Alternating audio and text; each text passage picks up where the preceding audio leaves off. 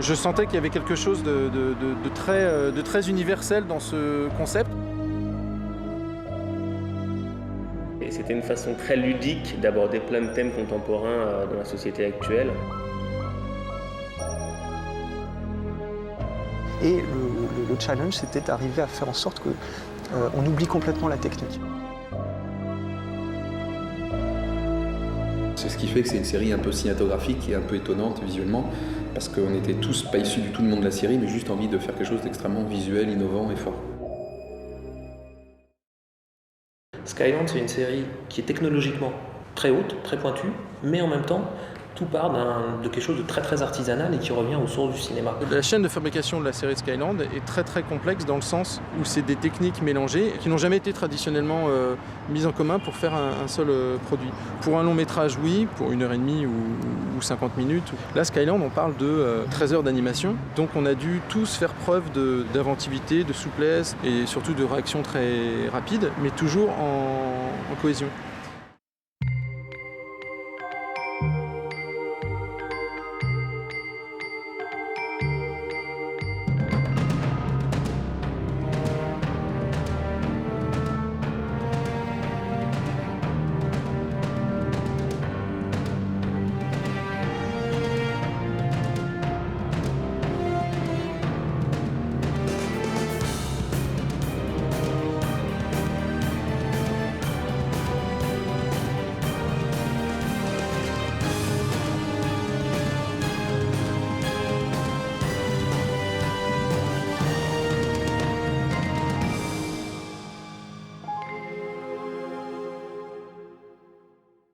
Toutes les 2 semaines, on avait un tournage en motion capture pendant le gros de la période de production.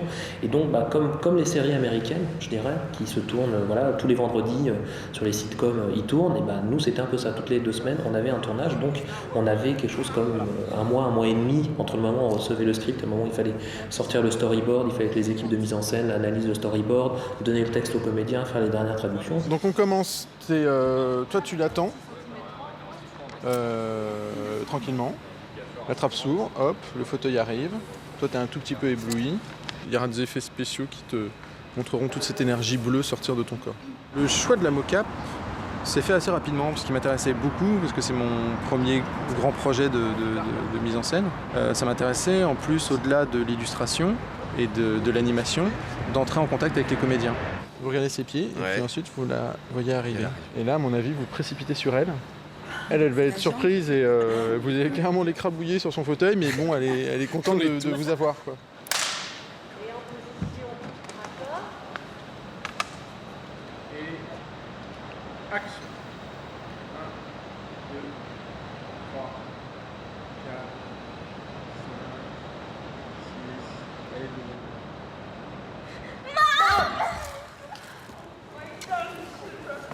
I'm so happy to see you.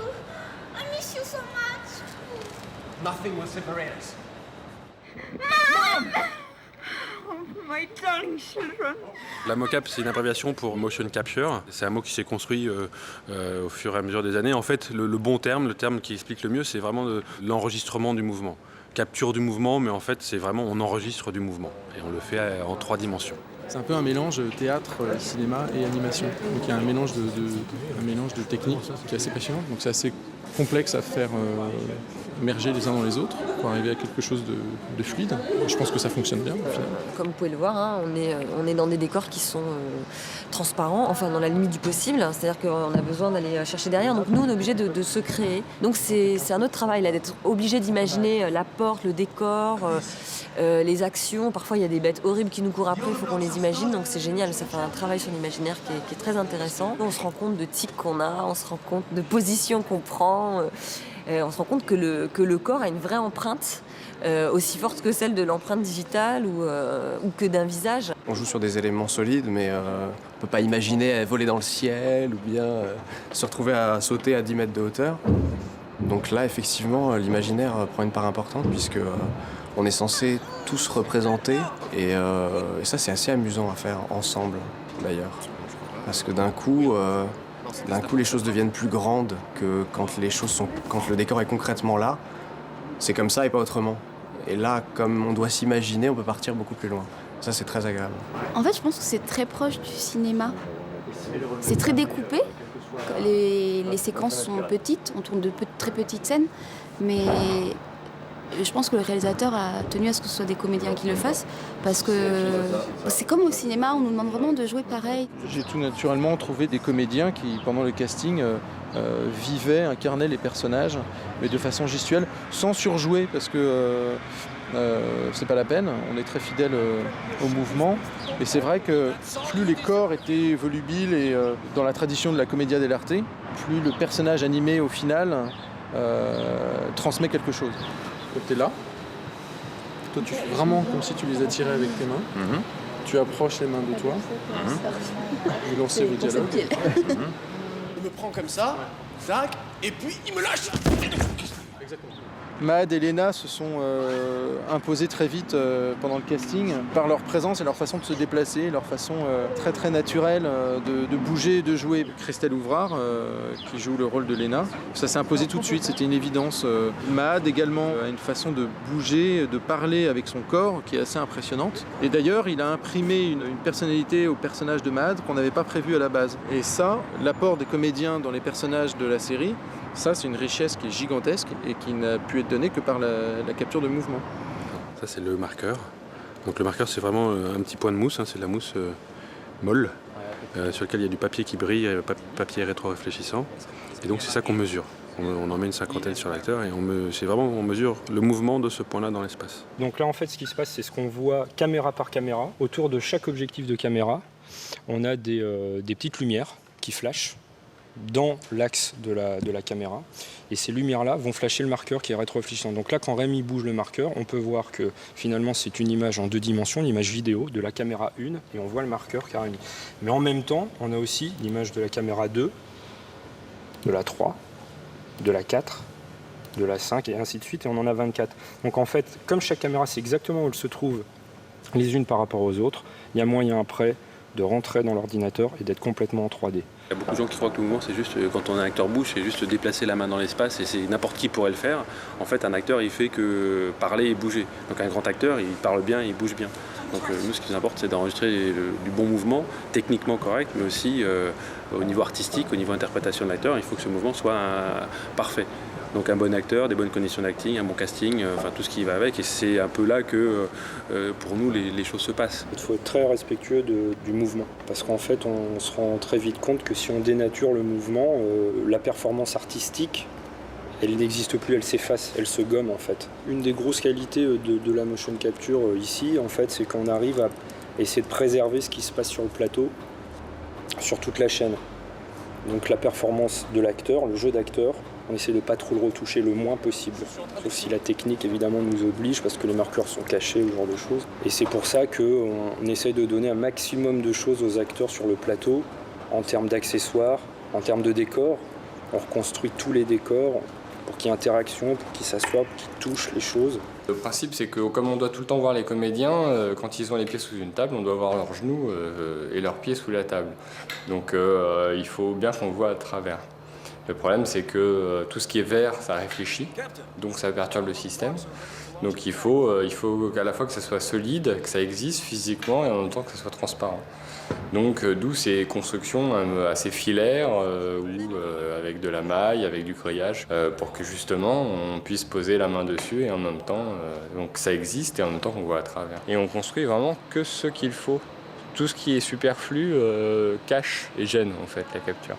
C'est pas comme un décor traditionnel où là on veut du détail, on veut qu'à la caméra que ça soit beau, en tout cas que ça sert une image. Là c'est vraiment, ça sert un mouvement, ça sert un geste. La différence est là en fait. En fait il conduit mal, il n'est pas habitué à piloter l'Hyperion, donc il est un peu maladroit et donc il y a des secousses, ça tabasse un peu.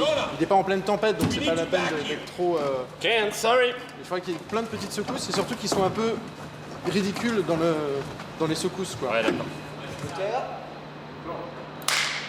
En place. Et action.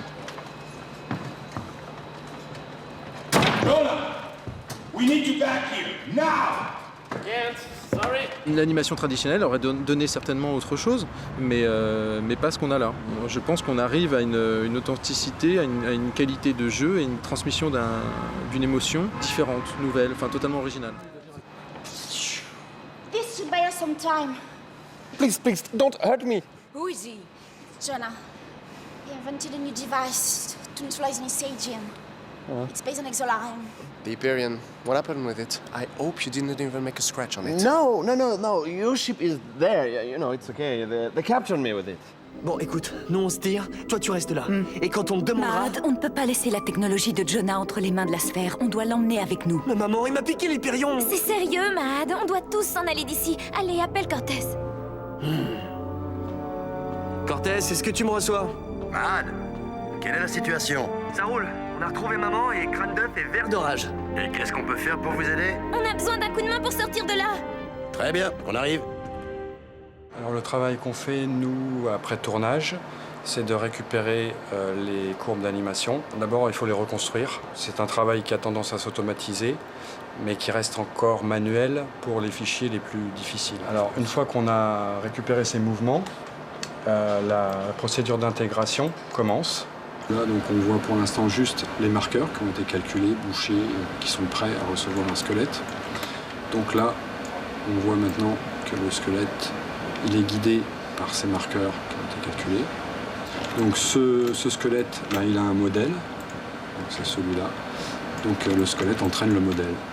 Ensuite, on va intégrer tout ça dans un décor, mettre d'autres personnages, on va éclairer un peu. Voilà. Ensuite, on va poser nos caméras. Le fait d'être en 3D, c'est quelque chose d'assez particulier, puisqu'au niveau de la mise en scène, ça permet de mettre les caméras, les cadres. Donc toutes les caméras qui sont dans Skyland, qui font les plans de Skyland, sont faits après le tournage. Donc les techniques de travail, finalement, sont vraiment beaucoup plus proches du cinéma traditionnel avec des acteurs, puisqu'on est obligé de subir le rythme des acteurs, de la direction d'acteurs qui a été donnée au moment du tournage mocap. Et ça, c'est quelque chose qui influe forcément dans la fabrication d'une série comme Skyland. En fait, l'idée du plan, ça va être la caméra va tourner tout doucement autour d'eux. Et quand on va être comme ça, ce sera au moment où eux voient les vaisseaux. Hop, ça c'est bien. Hop, très très bien, ils nous emmènent sur l'autre personnage. On a des plans récurrents, du champ contre champ, enfin des choses simples, des choses qui sont vraiment de la grammaire cinématographique de base. Et après, on essaie de trouver des idées de cadrage novateurs et qui permettent de servir soit l'action, soit l'histoire. Ce qu'on essaie de faire, c'est toujours avoir on a une telle souplesse avec la 3D, la notion de volume, qu'on essaie quand même tout le temps d'avoir une caméra mouvante. Par exemple, là, on a un personnage qui est sur le vaisseau en train de s'accrocher. On imagine que s'il y avait un cadreur pour tourner cette scène, il serait également en train de lutter avec les éléments pour arriver à faire son plan. L'énorme atout qu'on a en animatique 3D par rapport au live, c'est la possibilité de revenir en arrière sur une scène dont on n'est pas satisfait, en tout cas pas d'un point de vue scénaristique, mais d'un point de vue cadrage, montage. On va poser ses caméras et puis par exemple on se rend compte en cours de montage qu'il manquerait un gros plan sur tel ou tel personnage pour renforcer une intention de jeu ou de réal. Et c'est tout à fait possible de revenir en arrière, de remonter au cadrage, de refaire une caméra et de redescendre au montage. Tu crois qu'on doit le voir apparaître dans ce plan-là, l'autre ou pas? Ouais, un tout petit peu. Juste ça, et puis après on arrive sur le plan qu'on avait, le plan série. Alors le montage, pour moi, c'est le moment le plus agréable de la production parce qu'on est au calme devant des écrans et on récolte tout ce qu'on a fait dans le passé. Et ce qui fait que la moindre erreur, elle prend des dimensions, des proportions énormes parce qu'elle rend impossible certains raccords qu'on avait prévus. Et donc on doit tricher, mais ce qui est bien avec le montage et le cadrage, parce que c'est ça, on a une grande liberté on place nos caméras où on veut, donc ce qui est bien, c'est qu'on peut faire des allers-retours entre le moment où on monte, on se rend compte qu'il y a un personnage qui disparaît parce que son temps de capture s'est arrêté, pas au même moment que les autres personnages dans la même séquence. Donc on triche, et petit à petit on arrive parfois à quelque chose qu'on n'avait pas prévu, et qui est mieux que ce qui avait été prévu au bord.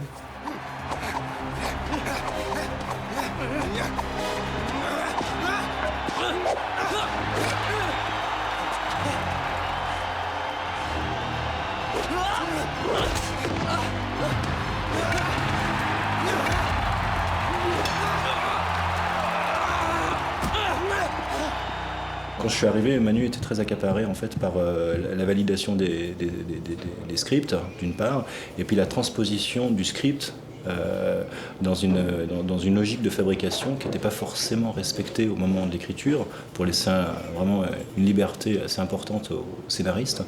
Et Manu faisait un travail en fait de réassemblage, c'est-à-dire en connaissant les contraintes techniques qu'on rencontrait sur la fabrication de Sky, il réadaptait le board, enfin il réadaptait le script à travers le board, et ce qui permettait que ça parte au tournage. Pendant que moi, effectivement, je fabriquais les animatiques 3D, c'est-à-dire tout ce qui arrivait après tournage. Je pense pouvoir dire qu'on a la même vision d'un rythme ou d'un certain style, et donc quand j'ai rencontré Germinal, je pense que ça a tout de suite matché et ça semblait évident que ça puisse fonctionner.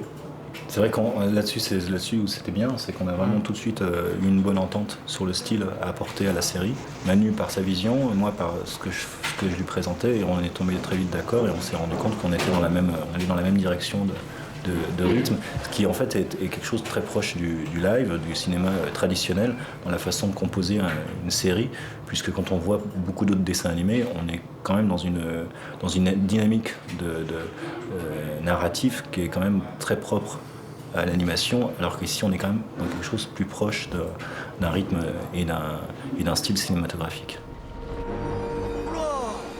Le comité d'accueil qui nous ont envoyés. Qu'est-ce qu'on va faire? Bah d'après toi, on va s'en débarrasser. T'as vu? Les parois bougent? Ouais, t'inquiète. C'est parti. Hop là. Tu veux pas tenir le manche? Il faut que je me mouche.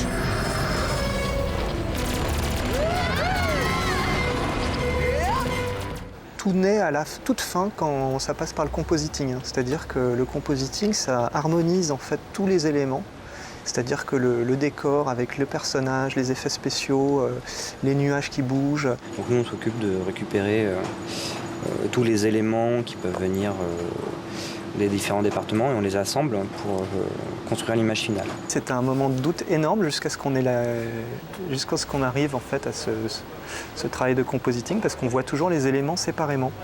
D'un côté sont fabriqués les personnages, de l'autre sont fabriqués les décors. La lumière, elle est posée que sur les décors, pas sur les personnages. On vivait vraiment un petit peu dans l'inconnu. L'intégration des personnages, c'était vraiment la grosse inconnue, hein, parce que dès le départ, le choix a été fait d'avoir des décors très réalistes et des personnages qui soient purement cartoon. Donc c'est vrai qu'avant d'avoir le compositing final, on s'est tous posé beaucoup de questions. On a dû corriger des choses en compo et le travail d'intégration était un peu plus lourd que prévu, mais au final, ouais, ça fonctionne. Mais ça fonctionne aussi parce qu'on s'est autorisé à transgresser certaines règles. Au départ, on était parti sur deux tons, enfin deux couleurs, une couleur dans l'ombre et une couleur dans la lumière. Quand on a commencé à mettre les personnages dans les décors, les personnages faisaient super secs. Donc on a dû faire un léger dégradé dans les transitions et on a commencé à rajouter une troisième couleur et certains éclairages en plus sur eux pour les intégrer un peu mieux dans l'ambiance lumière des décors. Avec le compositing, on a vraiment essayé de casser ce côté très rigide qu'on peut avoir dans une image de synthèse, qui est toujours très nette. Et là, c'est vrai qu'on essaie vraiment de donner de l'atmosphère et avoir un petit peu un rendu assez cinématographique. C'est-à-dire qu'on travaille avec la profondeur de champ, on travaille avec de l'atmosphère dans la lumière, on donne vraiment une densité à l'espace, et en plus les caméras évoluent dans cet univers. C'est un peu un mélange entre du cinéma et puis du dessin animé. Il y a comme ça une frontière un petit peu floue. Tu peux ouvrir le sas? Mais il est où le système d'ouverture? C'est pas vrai! Y a pas de bouton, pas de levier, rien du tout! Ah. T'es content de toi, crâne d'œuf? Tu crois qu'on va baisser les bras? Crois-moi, tu te mets le doigt dans l'œil! C'est pas vrai, il a trouvé son permis dans un chou-fleur ou quoi? Oh, mes aïeux, j'ai une de ses frayeurs. Mon fidèle véhicule vient soudain de rendre l'âme. Au fait, désolé les enfants, mais quand on a un problème pareil, on ne choisit ni l'endroit ni l'heure. Mais où ai-je la tête? Laissez-moi me présenter. Je me prénomme Max. Donc le gars s'appelle Max. Je vais lui donner une ligne. Par exemple la ligne du dessus. Alors cette image-là correspond à cet endroit-là de la bande. Donc je mets un petit signe distinctif. Et là on va y faire la bouche là. Right. Ah.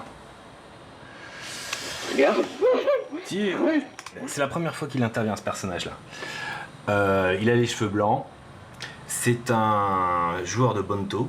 Il essaye de rouler les gens. Donc on va essayer tout de suite de lui donner une personnalité. Et donc bien choisir ses mots pour que tout de suite on comprenne qui c'est. Ah mais ça y est, tout de suite là ça se joue. Ah mais ça y est.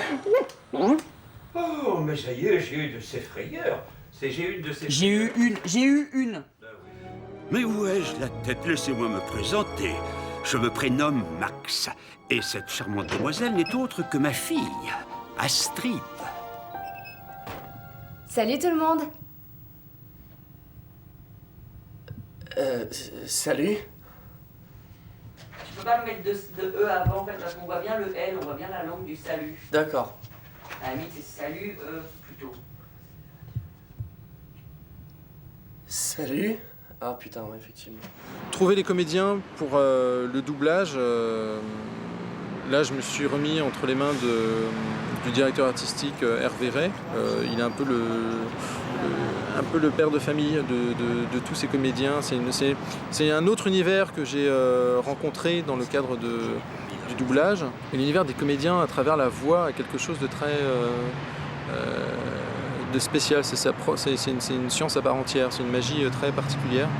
Cailloux, papier, ciseaux. Hé, j'ai gagné, dis donc. Cailloux, papier, ciseaux. Ah, c'est marrant, j'ai encore gagné.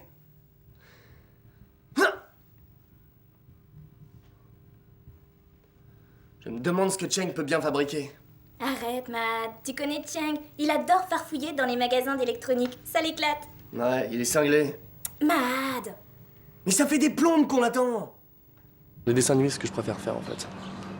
On a une liberté qui est vraiment différente d'une série normale où il faut beaucoup plus suivre les émotions du comédien à l'écran. C'est pas toujours évident, on est moins libre, on fait moins ce qu'on veut. C'est pour ça que le dessin animé, on peut plus s'exprimer et faire ce qu'on a envie de faire, quoi. Alors là, en l'occurrence, c'est tellement moi que c'est assez sympa, quoi. Tu les as vus, c'est des gens comme toi et moi. Et comme dirait Cortés, si ce sont des ennemis de la sphère, alors ce sont mes amis. Comment tu sais, toi, que ce sont les ennemis de la sphère? Arrête. C'est toi, là, c'est Jean. Mais je t'assure que moi, je le calcule tout de suite qu'Astrid est trop mignonne pour être de la sphère. Mad. Quoi? Des fois, je te trouve un peu bête. Sur les doublages de films, beaucoup de films américains, on va dire, on a déjà une musique en anglais, on comprend à peu près l'esprit. Mais là, sur un dessin animé comme on fait sur Skyland, c'est nous qui créons les personnages, je veux dire, on les fait vivre, donc c'est vraiment notre couleur qu'on apporte sur le personnage. Mad et Lena ne devraient pas tarder à intervenir.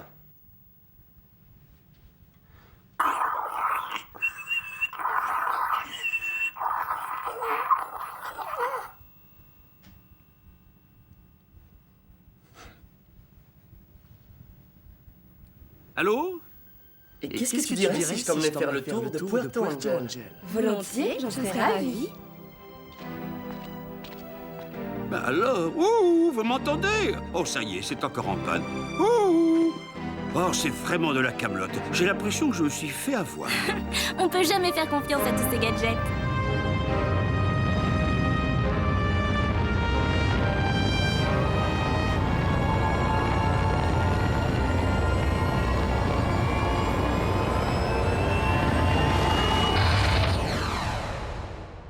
Entre le moment où les premières idées ont été jetées sur le papier et le moment où aujourd'hui les gens peuvent le voir à l'antenne, c'est 6 ans pour être de travail.